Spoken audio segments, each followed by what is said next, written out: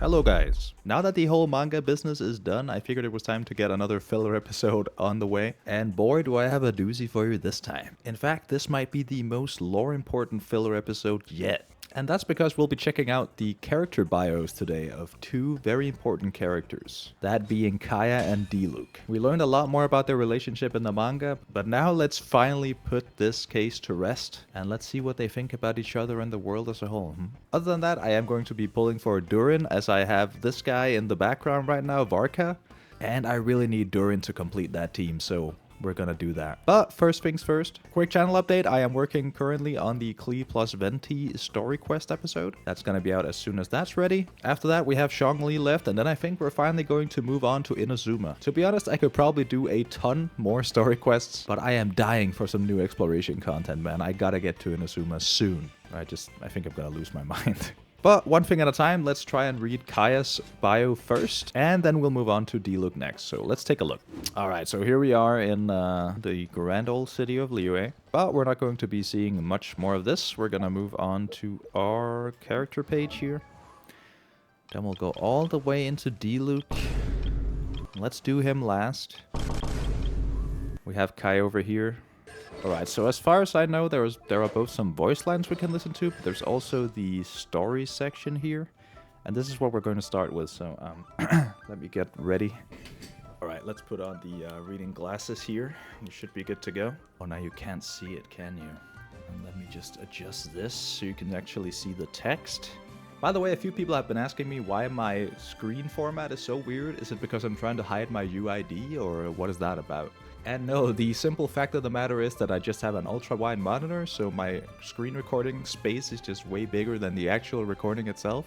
Like, I could upload the whole video in ultra-wide, but I feel like that format isn't really that common yet, so I'm gonna hold off on that for now. But yeah, Genshin looks just amazing in ultra-wide, I will tell you that. You can just see so much of that beautiful world, and so I really don't want to go to 1080p when I have this option, so I hope you understand why I'll continue to record in this format. And of course, I'll try to make sure that you can always see everything relevant on the screen anyway. When I record my gameplay footage, usually it is in the whole widescreen format, so I can just be zooming in and out as I please. But yeah, I guess it does come with the added benefit of hiding the UID, so that's pretty nice. Anyway, let's get the show on the road, shall we? Kaeya Alberic is an adopted son to the Roggenwinder family, the renowned wine tycoon. It has been a long time since you last called Diluc Roggenwinder brother. Oh, so he's an adopted son to the same family. So even... I thought they were just like calling each other brothers because they're bros, you know? Or they were bros at one point. But no, they're actual brothers, goddamn. Kaeya currently serves as the cavalry captain of the Knights of Favonius and is trusted by Jean. Kaeya is often the one wrapping things up in every incident that occurs in Mondstadt's vicinity. You got that right. Okay, let's move on. Holy moly, there's a lot of stuff here, isn't there? It is a curious fact that your best chance of finding Kaeya is not by visiting the Knights' headquarters, but by frequenting the taverns at night. Kaeya is often found sitting at the bar, gossiping with the city folk, and sipping the famed Mondstadt beverage, Death Afternoon. He is surprisingly popular among the elderly of Mondstadt, even earning himself the title of top candidate for grandson-in-law. God damn. I mean, he does have that cheery facade, I guess, but I guess most elderly people don't know what's actually lying beneath that facade. It's hard to imagine someone as mischievous, amiable, and wine-loving as Kaeya being the cavalry captain of the Knights of Favonius. Hunters and bandits alike are often among Kaeya's drinking buddies. As wary of him as they may initially be, all are ultimately disarmed by his smooth talking, and end up telling him everything he wants to know. Depending on what they then make privy to Kaeya, their night may turn into an uncontrollable nightmare or remain one of harmless banter. Everyone's got a secret, but not everyone knows what to do with it, says Kaeya with his usual arrogant smirk. I love that they even call it a smirk. I think I've done that on multiple occasions, but yeah, that is really what he does. Anyway, character story 2. Justice is not an absolute principle, but is the result of striking that fine balance between strength and strategy. As for the details of how it's done, don't worry yourself too much about that. Kaeya once said these words in front of Grandmaster Varka. As long as everything falls into place the way he expects in the end, Kaeya doesn't care all that much about how it's done. This cavalier attitude is what defines his character. Hell yeah, so we figured this stuff out on our own. I mean, I guess the character writing was good enough that we were able to glean this from his actions in both the manga and the game, so well done, writers. But it's kind of nice to see it confirmed here that this is really the way he thinks. Not that different from Death Afternoon's wild and explosive taste, one might add. However, his reckless approach to things is not uncontroversial. Once, in order to force a bandit leader into facing him directly, Kaeya triggered the Ruin Guard at an ancient ruin to cut his opponent off, putting his own men at risk in the process. It's times like these when even Jean, who puts a lot of trust in Kaeya, finds herself shaking her head in disapproval. Not that this bothers Kaeya, of course. On the contrary, he actually enjoys putting people into the difficult position of making tough decisions. He takes pleasure in seeing the hesitation in his comrades' eyes in the moment just before they dive into battle with him, just as he takes pleasure in the look of fear in his enemies' eyes as they face off against him. God damn, he is ruthless. Number 3. The flourishing winery business in Mondstadt has been a great source of prosperity in the region over the years. This prosperity often entices greedy bandits and monsters to the area. They are a motley bunch who hide in the shadows, and their backgrounds, motives, and allegiances are varied and complex. Kaeya battles against this threat to Mondstadt not only with his sword, but also with his smarts and his wit. A young knight once dedicated years of his life to studying threats in and around Mondstadt, and reached an astounding conclusion. When Death Afternoon is out of season due to lack of supply, the number of reported incidents inside and outside the city show a drastic decrease, and this remains the case until Death Afternoon returns to the market. The young knight showed his findings to Cavalry Captain Kaeya in hopes of getting some advice from him. Interesting. I'll look into it, Kaeya answered with a wry smirk on his face. So when the people of Mondstadt can't drink, there's a decrease in crime. I mean, that's not a big shock, is it? Alcohol tends to do that to people. Number 4. Generally speaking, Kaeya is an easy person to have a conversation with. The only topic that you will never hear him discuss is his past. Even when the Grandmaster demanded information on his background, Kaeya skirted around the issue and gave only vague answers, devoid of details. One afternoon near the end of summer a decade ago, my father and I passed by the Dawn Winery. I'll go get us some grape juice for the road, he said, but he never came back. If Master Creepus hadn't taken me in, I doubt I'd have made it through the storm that night. So he's not fond of speaking about his past. And his father left him? Really? Instead of going to get milk, he went to get grape juice? What the hell? This matter-of-fact description hides a carefully constructed lie. Kaeya has never once spoken the truth about what happened that afternoon. Oh, okay. There we go. This is your chance. You are our last hope. Kaeya's father squeezed his son's lean shoulders as he spoke, seemingly looking right through Kaeya to someplace far beyond. On the other side of the horizon sat their distant homeland of Khaenri'ah. What? Their distant homeland of Khaenri'ah? How old is Kaeya? I mean, I guess it's like I guess maybe they didn't live there themselves, because this is a lot of years ago, right? Kaeya would never forget the look of both hope and hatred in his father's eyes as he uttered those words. What the hell is going on? So does his father hate the gods? Is that it? Many citizens still remember the two most eye-catching young gentlemen of all of Mondstadt a few years ago.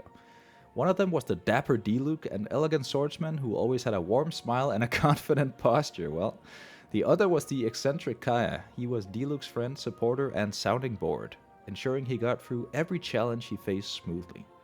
They were almost like twins, knowing each other's thoughts and intentions without a word, protecting Mondstadt in both light and dark. Until that fateful day, now ingrained deep in Kaeya's memory, when the convoy that Diluc was escorting was attacked by a huge monster. It was the first and only time that Kaeya failed in his duty. By the time Kaeya finally reached Diluc, it was all over. The power their father had used to successfully fend off the attack backfired, taking their father's life. So we could have seen this in the actual game itself, I guess, before even reading the manga, but I mean, I'm kind of glad I got to experience it the way I did. I would definitely still recommend reading the manga for this. Link to that video up above, by the way. Both Kaeya and Diluc were shocked by what they had witnessed, losing the calm composure a knight should retain. Even someone like Master Creepus would submit to such a dangerous and evil power. Sinister thoughts flashed through Kaeya's mind, and he simply smirked. The world is truly fascinating. All while their father lay dead in a pool of his own blood. It was on that night that the two sons' paths diverged. He smirked after seeing his adopted father's death. What the hell, Kaeya? My man is ruthless. Between the pages of The Adventures of Angelos, you find a list of names written on a sheet of official Knights of Favonia's letterhead paper. It meticulously records the details of bandits in the city and further afield, as well as mercenaries and mid to senior level treasure hoarder members, listing for each entry and name, position, area of activity, and personal profile. A dozen or so names are circled, with a note in the margin saying, "Otherwise things would get too boring." When questioned about it, Kaeya's response is, "I suppose I must have gotten drunk and started scribbling nonsense." Your gut feeling is that Kaeya purposely let you see this list, but you have no way of proving it. So he knows every single one of the bandits, and I guess he could be apprehending them, but he's not, because otherwise things would get too boring. My dude, what is wrong with you? Anyway, last one. It was raining heavily in Mondstadt on the night that Kaeya Alberic received his vision. Oh shit, okay, let's hear. Earlier that day, Creeper's Vrakenbinder had wielded the power of a delusion. A delusion? Is that the eye? The evil eye? I did read, some people mentioned in the comments to the manga videos that the evil eye was like a early translation of delusion, I think? So I guess it's called delusion now? Only to become its victim when it backfired. To set his father free from the unbearable agony, Diluc Ragenbinder took his life. Oh, so he wasn't even dead. Oh my god, that is brutal. So Diluc had to kill his own father? This is insane, man. Kaeya was Diluc's brother by adoption and was always by his side, but on this occasion Kaeya did not partake in the final moments shared between father and son.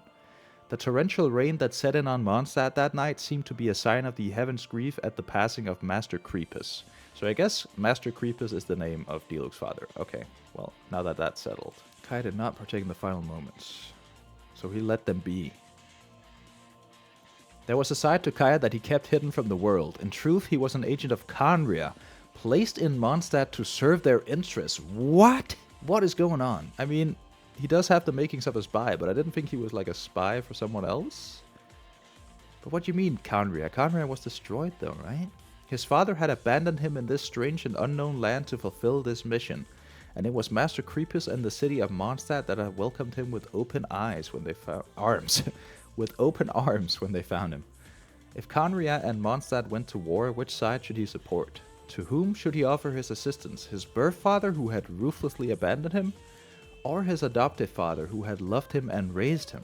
For the longest time, Kaeya had agonized over these impossible questions, caught between the opposing demands of loyalty and duty, faced with an impossible choice between truth and happiness. But now Creepus' death upset this delicate balance. He felt liberated, but also ashamed of how selfishly he was responding. As an adopted son, he should have saved Creepus, but he had arrived moments too late. As a brother, he should have shared in Diluc's grief, and yet as their father lay dying on the ground, he had hung back behind his brother, that ancient plot running through his mind. Consumed by guilt, Kaeya knocked on Diluc's door. As the rain poured down, the shroud of secrecy was washed away and all lies were revealed. Kaeya had finally come clean.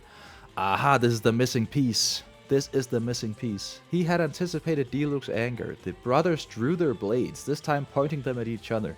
Kaeya felt that this was his punishment for a lifetime of lies. But as the two crossed blades, Kaeya was overcome by the sensation of great elemental power surging through him. For years he had stayed out of the way in his brother's shadow, but now for the first time ever he was facing his brother as his true self. Bitterly cold and brittle elemental energy burst forth from the tip of his sword to meet Diluc's searing flames head-on. The clash of crimson fire and azure ice created a sudden swirl of energy that stunned them both. This was the grim moment at which Kaeya's vision appeared. Since that day, Kaeya and Diluc have gone their separate ways, but he never discusses it, just as he never discusses the origin of his vision. So he got his vision in a fight with Diluc. That's crazy. Though it is a reminder of a hard-fought battle and the prize that he earned in exchange for revealing the unadulterated truth, Kaeya sees it as a stern reminder that he must live the rest of his life under the heavy burden of lies. What an amazing backstory, dude. There's so much stuff here that's hidden. So he's an agent of Khaenri'ah? Like, we could have learned the name of Khaenri'ah way before even meeting Dainsleif. Like, what is this madness? Alright, we gotta get Diluc's side of the story now, but Kaeya... But damn, Kaeya is way more complex than I thought. Alright, actually, let's just see quickly if he has any important voice lines. Employment, about the vision. Still struggling with how visions work? Let's see. How can I explain it? The apparatus that allows us to see is our eyes. A vision is the apparatus by which we control the elements. Simple, is it not? Alright, let's see if there's something else here. How about Diluc? Diluc? He was cute as a young lad, but nowadays he just seems to be in a world of his own. Overall, not much fun to hang out with. So he had fought with Diluc all that time ago. Is there anything else here about Varka, perhaps? Now that you mention him, it is a shame there is no one in the Knights of Favonius to inherit the Grand Master's approach to his work. More about Kaeya. The title of cavalry captain is nothing to get excited about. Now that I think about it, the Grand Master took all the cavalry from Mondstadt, so there's none left for me to captain. There are a total of 10 captains within the Knights of Favonius. But truth be told, not all of them have what it takes to be leaders. My eye is fine. There's nothing unusual about hiding one's body parts from view. It's the same reason I wear pants. Or any other item of clothing for that. So his eye is totally fine. He doesn't have any damage to it, okay. Kaenria, oh. Huh? You sure know a lot. The legacy of Kaenria is long gone. The sinners are all that's left. And they're not worth mentioning. The sinners. That must be the Abyss Order, right? I didn't realize we'd known each other for so long now. Time flies. You know? Following you on your journey might just be the most fun I've had in my whole life. I hope it stays that way. Alright. He's just rizzing us up. That's alright. He loves wine. He hates grape juice. Which is kind of funny if you read the manga, because you know that he's getting served that often by Diluc. And this one I don't have yet, but that's fine. Alright, I think that's it for Kaeya. So now we move on to the boy himself, Diluc. And maybe we should do the voice lines first, and we'll do the story after. So let's see here. If there's anything interesting about Diluc. The legend of the Dark Knight hero. An interesting rumor. Mm-hmm. Yeah. About Kaeya. Kaeya? You can only trust half of what he says, at best. Well, that makes sense after reading his bio, right? So he kept that from his brother for so long.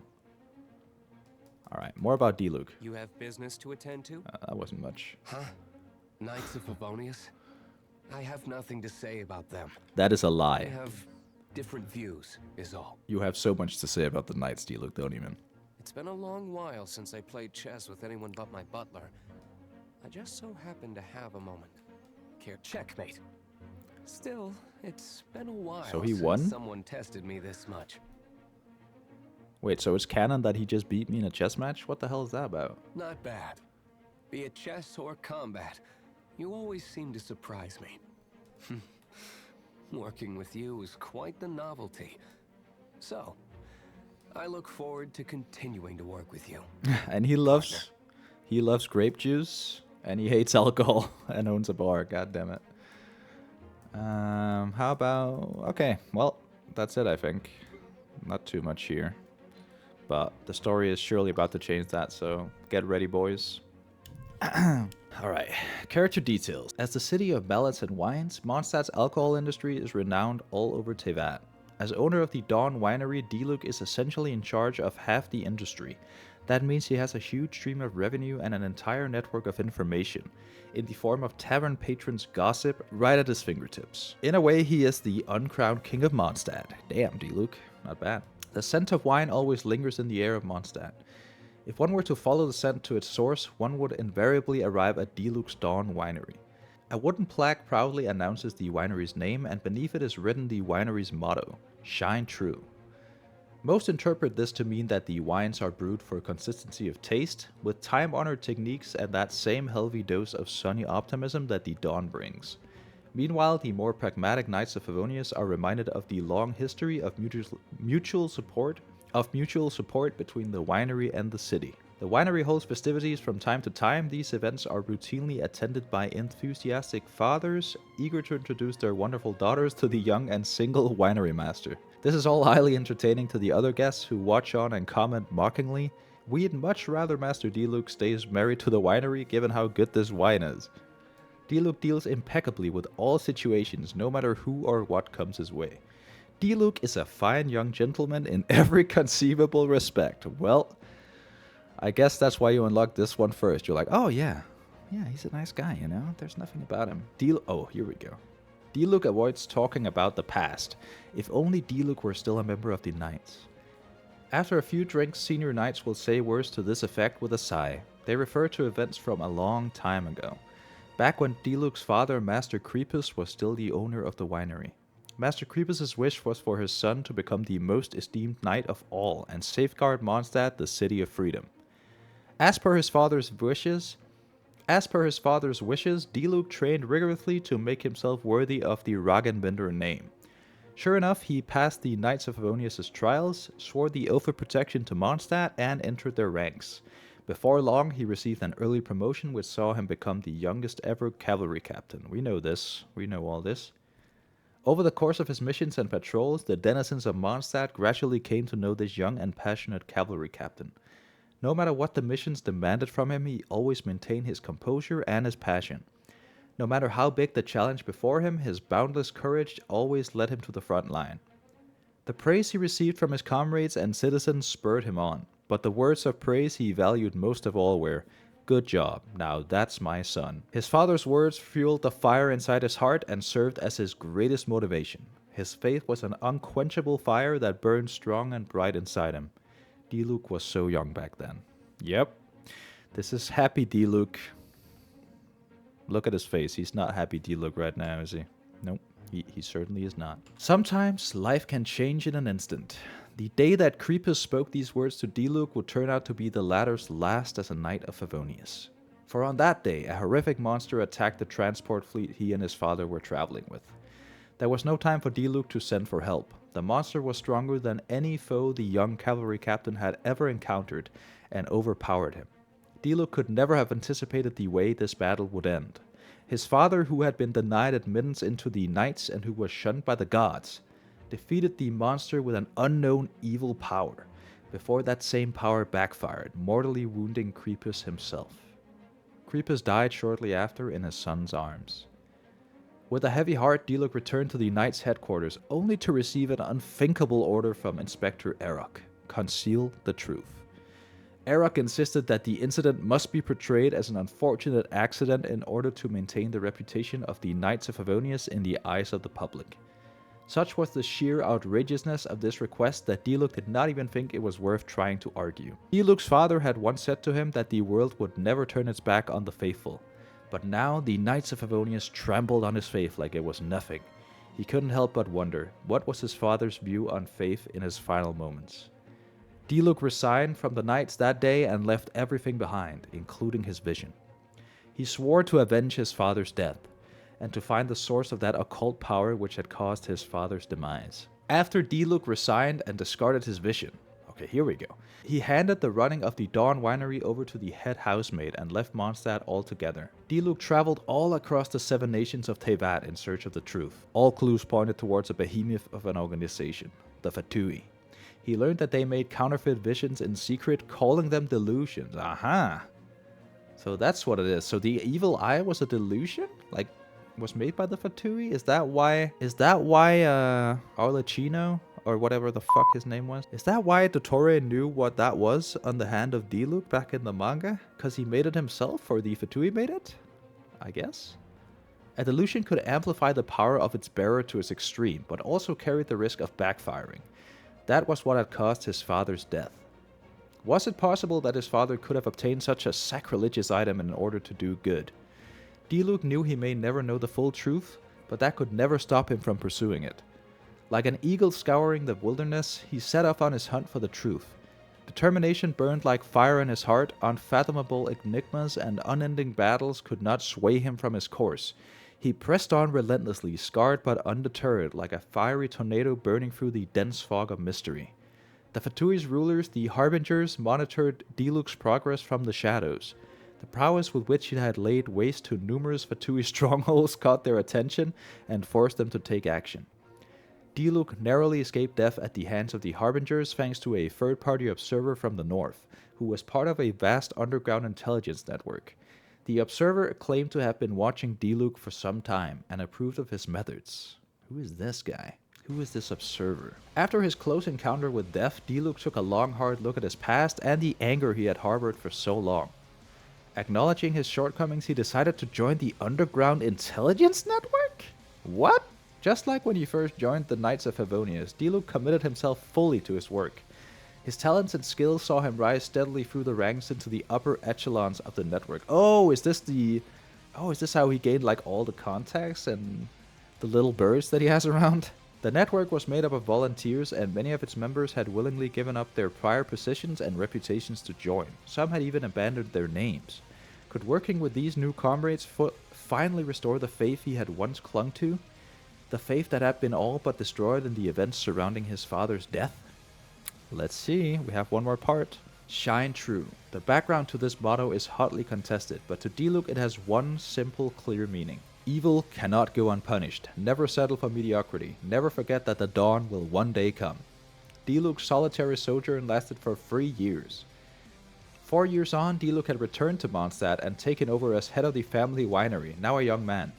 So he actually left. So he's seen the world. He was gone from Mondstadt for a whole 4 years. That's crazy. Just like a certain other wealthy orphan who goes to the League of Shadows. I don't know if that rings any bells, but in the space of these 4 years, Eric had been purged from the Knights of Favonius after being shown to be a traitor. Okay, so he got what he deserved, I guess. While Grandmaster Varka had left on an expedition, leaving Master Jean to assume the role of Gracting Grandmaster. The return of the Dawn Winery's master should have been a momentous occasion for Mondstadt, but strangely it went completely unnoticed. The reason? Mondstadt citizens were far too busy pondering the mysterious case of an unknown guardian of Mondstadt. All that was known about the anonymous guardian was that the smell of burning would follow in his wake, and that a flash of red flames would reveal his silhouette for but a moment in the darkness of the night, before he disappeared in an instant. The bodies of monsters that had plagued Mondstadt for an age now lay dead in the wilderness. Mondstadt's most wanted thieves suddenly appeared bound and gagged, hanging from their feet in the statue plaza.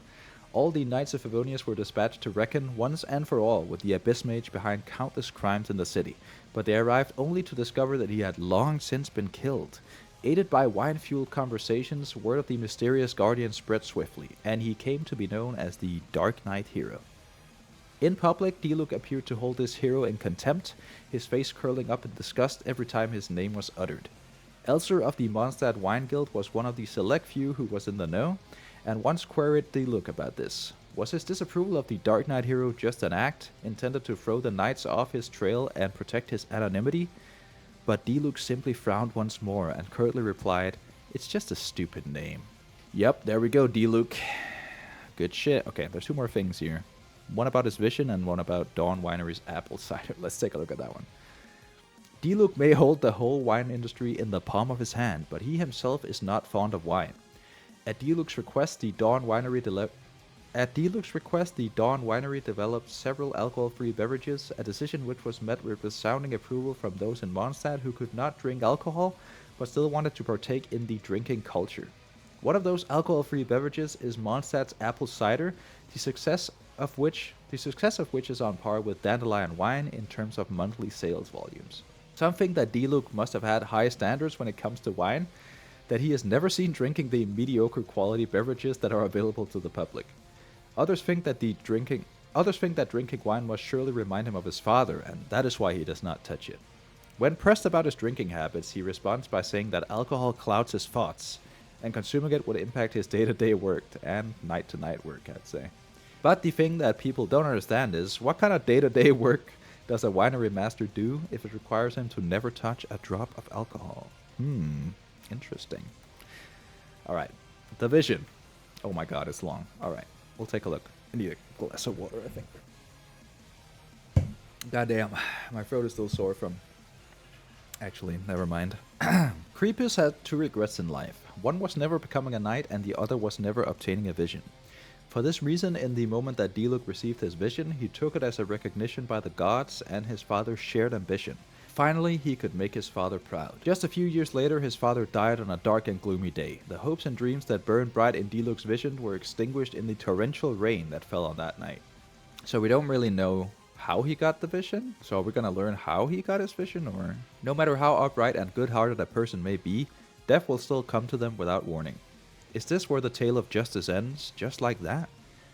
It seemed to him that his vision and his status as a knight were both equally ineffectual at enabling him to protect the things that he treasured most. It was time to discard them both, he decided. When he recognized his own powerlessness, his vision became but a burden, of no greater service than a delusion. Empty titles were of no interest to him. He sought after ardent flames that would burn brighter than any other, and an unshakable resolve. Only a firm resolve can drive the true seeker forward, and only ardent flames can vanquish the ice that freezes the hand of justice. On the day that Diluc returned to Mondstadt, he took up his vision once more. Wait, but that's not what we saw in the manga, right? The events of his years away had purged him of his childish immaturity and turned him into a hero ready to shoulder his father's will once more? Or is this when he... No, that makes no sense. Because if he didn't use his vision when he got caught by the Fatui, like when they were framing him as the culprit of the Blackfire incident, he only got it in the vase when he came back home from that, so...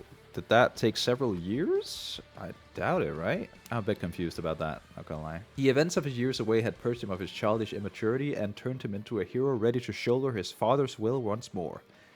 Each night from the shadows he fought for Mondstadt. He did not discuss the past, but he did not deny the past either. To the lost, perhaps a vision is a beacon of light given by the gods to help them find the path forward. But to those with conviction, a vision is simply an extension of their strength, a medium for channeling their willpower, a tribute to the experiences that have shaped them, and a testament to the story of their life so far. Good shit. That was great. Yeah, I'm really glad I read these. Yeah, so that was really good. I'm really glad we read the manga first before reading this stuff, because I feel like a lot of the impact, no pun intended, of the manga would wear off a bit if we didn't see it happen there first.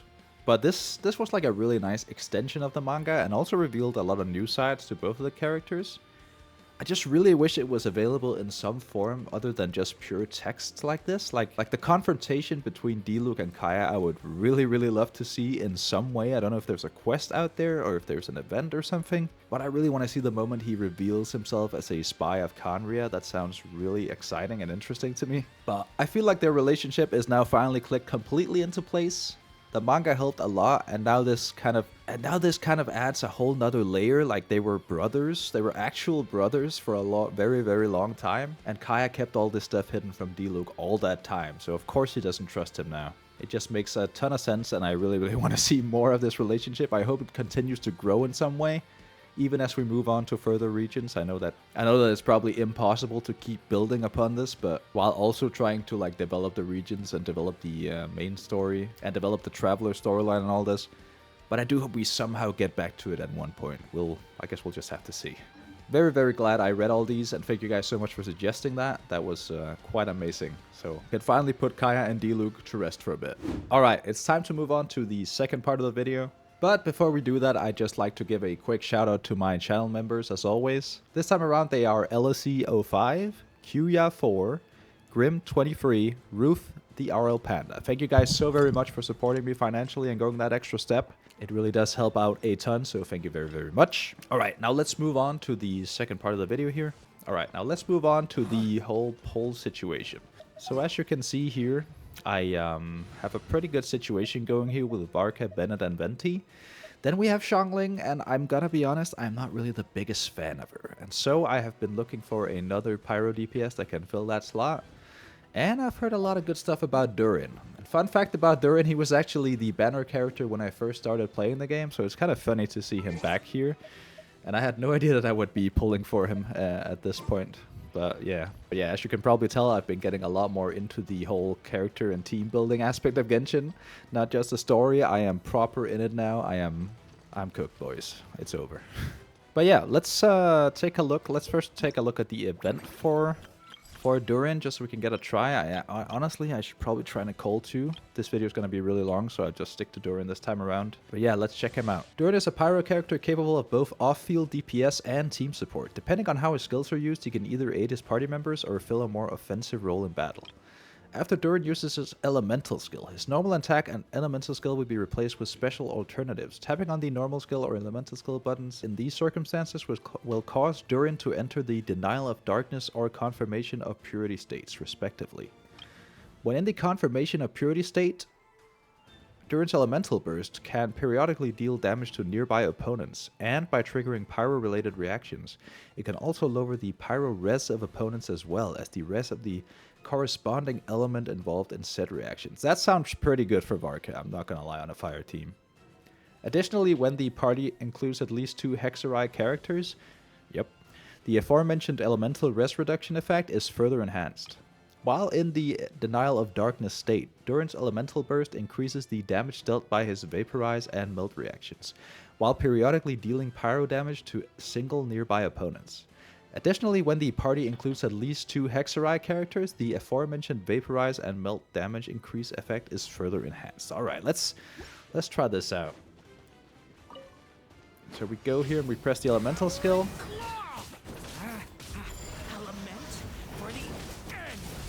So here we're just screwing them up.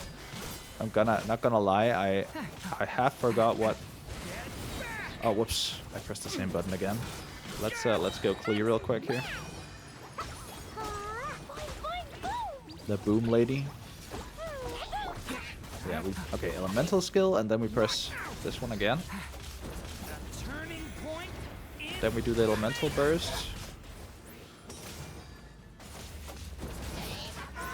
We use Bennett to get some good damage in here. Yeah, I think I'm gonna have to watch a video because I have no idea what I'm doing. But I do a lot of pyro. I see that. Like, okay, let's try this one. We do the regular attack. We already have our elemental burst ready again. That's kind of nuts. Let's try Albedo. I wonder who he is. Got a Ruin Guard. Easy clap, boys. Okay, big ass Ruin Guard. Should not be a problem. There we go. Easy game. I am not sure if I was any good with him, but I mean, I cleared it quite easily, right? So I guess we're good, you know? Let's leave the domain.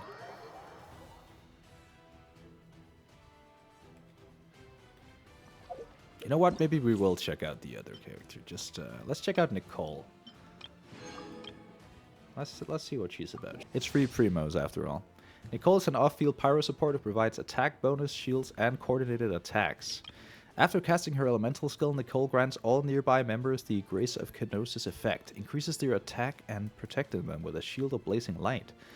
When certain conditions are met, Grace of Kenosis will upgrade to Guidance of Kenosis, further increasing the attack bonus. After casting her elemental burst, when the active character's attacks hit enemies, Nicole summons an arcane projection to perform coordinated attacks, dealing AoE damage of the active character's elemental type. This damage is considered to be dealt by that character. Additionally, arcane projections of Hexerai characters may appear slightly different. Okay. So she's another Hexerai character. Actually, maybe I should look up if Nicole is better than... Oh my god, that's cool. I like that. So what is she attacking with? This like ancient script? Okay, that was the basic tutorial. I mean, I feel like those basic tutorials are kind of funny because they like just ask you to press both buttons and then they're like, okay, now you understand how to play, right? I mean, sure, I know how to press the buttons, but oh, I know how to play this guy. I have a feeling, yeah, look, she summons projections. That is really sick. That is actually very sick. So she could like trigger Varkas. Yeah, look at that. And there's another one. Dude, that seems pretty strong. I'm not gonna lie. So I just activate her and then switch to Barca. I live within you. So I'm guessing that the choice I have now is mostly about, do I want an off-field support? Or do I want someone that I can actually play a bit with, like Durin here? Oh, who was actually also on the team. Okay, so I think I'm just gonna quickly look up how viable Nicole would be for this comp. Give me 1 sec here. Actually, let me take a look, shall we? I'm scared to put up the window, so I'm not gonna do that this time. Because last time I did a poll video, I kept the fucking Discord screen up the entire time. Link to that video if you want to watch it, up there somewhere. If you want to see that disaster. So let's see here. Character tier list. C0 tier list. I see Durin as a SS sub DPS. And I see Nicole as an SS support. I already have Bennett as support, so I think I'm gonna go with Durin for the sub DPS this time around. Even though I think the constellations are pretty cool, I think I am gonna go with Durin. He just seems a bit cooler, you know? Right, so let's go. I have 11k. So I have 11k Primo Gems and 4 Intertwined Fates. So we're gonna use those first. And hopefully they will be enough to get Durin, but if they're not, I mean, we are gonna be trading in our stuff for more wishes if we need to. But I have, what is 11k? 11 divided by, I don't know. I have quite a few. I have like 60, 70 polls I'm thinking. Yeah, something like that. So hopefully that's enough. We'll see. So let's start off strong here. How about you? Oh, yeah, there we go. Easy game, boys. I think I'll see you around for the next one. And I can't help but notice that, who the hell are you? Prune. Someone who takes pleasure in teasing children. And uses other people's imaginary friends to ensnare them in their schemes. Someone who's a complete show-off, way too dramatic, and obsessed. I don't know who you are. There's a 5-star waiting. I'm sorry. I have to go. I'm sorry, Prune fans out there. Just committed treason, I guess. So is it gonna be... Is it gonna be him, or is it gonna be like a random... Am I gonna lose the 50-50? Dude, they're really gonna keep it until the very last. They are. That's so funny. Oh my god, please. Please. Here he is. It's been a long time. I'm Durin.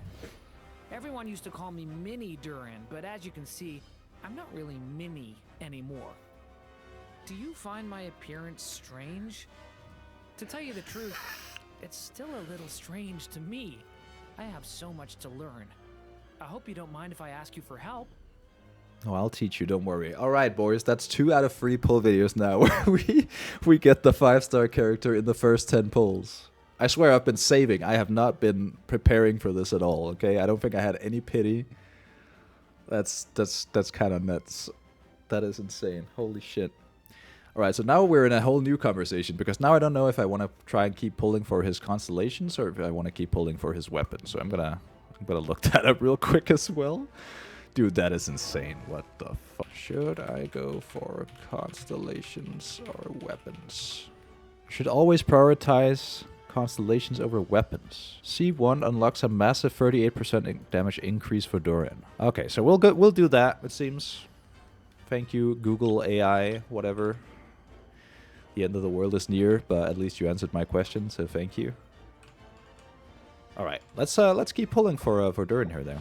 Let's see if we can grab a C1. We're gonna get a purple. Oh, that's nice. And it's a bow. It's a Favonius Warbow. Oh, and another one of this girl, whoever she is. Let me look up Prune. Is she? Where do we have Prune? She is a S tier support and A class sub DPS at C6. All right, well, I guess, well, that's cool. Maybe we'll get her C6 while we do this. Let's see if we can get just another one. Just another one.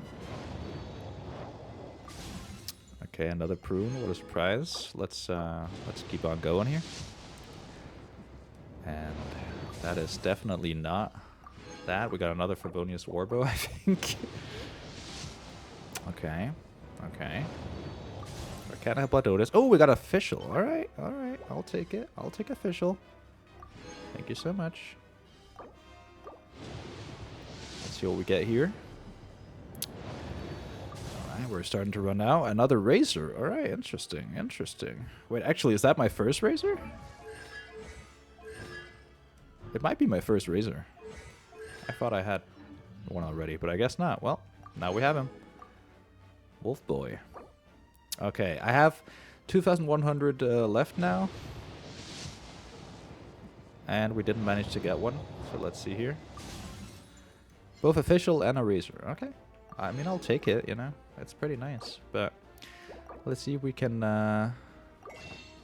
Okay, so it wants you to purchase crystals. We're not going to do that. We're going to go into the Stardust Exchange. Grab ourselves some Intertwined Fates. Grab ourselves some of those. And just buy a few more here. We buy 4 more. Why not? There we go. And I think that's pretty good. So let's see here. We're going to try and see if we can go for another Durin here. That sure wasn't a Durin. But we got a... Is that a Favonius Spear? Probably. Alright. So that's it, boys. We didn't manage to get a C1 Durin, but we did manage to get a C0 Durin. And I think I will attempt, as I keep doing dailies every day. Oh, we got another 20 primos. As I keep doing dailies every day and logging in, I do have the... what is it called? Seeing as I do have the Welkin Moon, I will be able to get just a few more during this season, or whatever you want to call it. 16 days left. I believe I should be able to get another one at that time. We'll do a few more individual pulls just to see. Yep. Nothing there. All right. Well, I think that's going to do it for the video then. Yeah. Thank you guys so much for watching. That was insane. That was a very nice video to do in both a lore way and a team building way. I did like that a lot. So thank you guys so much for watching, and look forward to the Klee plus Venti episode. It's coming up very soon. I am working hard on it. I want to say a special thank you to everyone because you're so patient with my content. I know it takes a while to upload stuff, and I am very, very happy that you are seemingly always there waiting for it when I do finally get the chance to upload. So thank you so very much, guys. I really appreciate it, and it means a whole lot to me. Have a nice day. I'll see you later for the story quest video, and yeah, take care.